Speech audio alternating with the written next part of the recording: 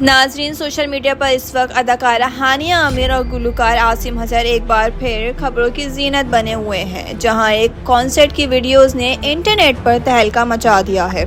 Viral videos में देखा जा सकता है कि हानिया आमिर ने खुद को हुजूम की नजरों से बचाने के लिए सुर्ख रंग का मास्क और कैप पहन रखी थी, लेकिन मद्दाहों ने उन्हें फौरन पहचान लिया। सोशल मीडिया सार्फिन का दावा है कि मास्क पर मुबीना तौर पर आसिम अली भी लिखा हुआ था, जिसने फैंस के तजस्सुस में मजीद इजाफा कर दिया। कॉन्सर्ट के दौरान हानिया आमिर को आसिम अजहर के गानों पर झूमते, गुनगुनाते और भरपूर अंदाज में सपोर्ट करते देखा गया।